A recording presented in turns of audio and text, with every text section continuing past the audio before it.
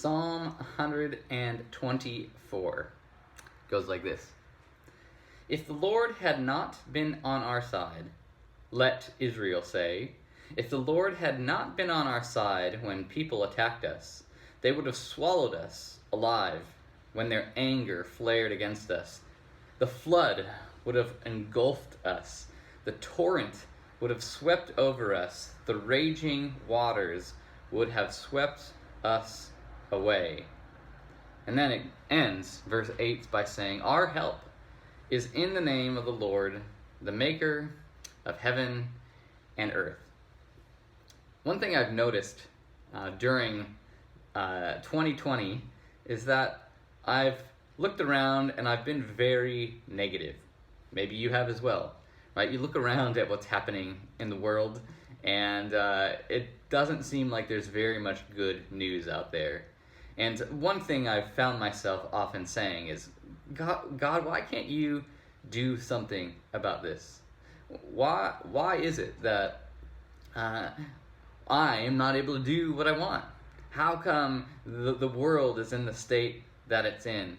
How come I'm suffering and I'm not having very much fun this year? Can't you do something about that?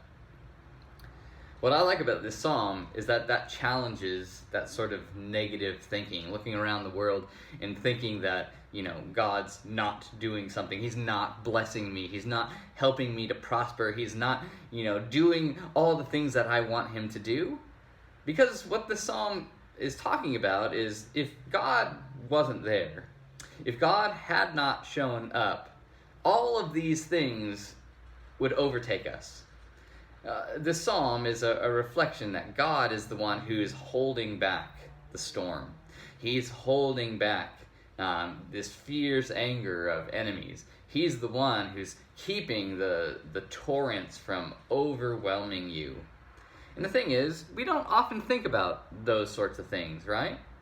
We think about when things aren't going good, when things aren't working out the way that we want them to, when we're not happy, when we're not experiencing life to the full, and we complain and we moan and we wonder why God isn't giving us, this abundance. But what this psalm says is that God is also a God who holds back. He holds back these evil, malevolent forces from overtaking you. And so, probably one thing I should be saying, instead of wondering how come I can't gather in large groups of people, or how come I can't travel, or how come I can't, my investments aren't blowing up the way that I want them to. Instead, I should be like, wow, I'm really thankful that I have breath in my lungs.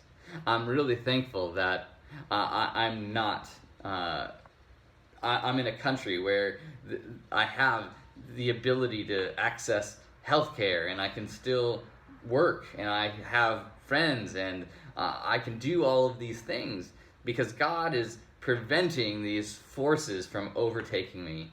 I'm thankful that I have a home. I'm thankful that I have the ability to go out and do shopping instead of worrying about where my food's going to come from and how come God's not doing all this stuff.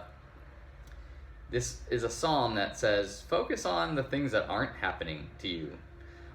All the things that God is preventing from overwhelming and overtaking you.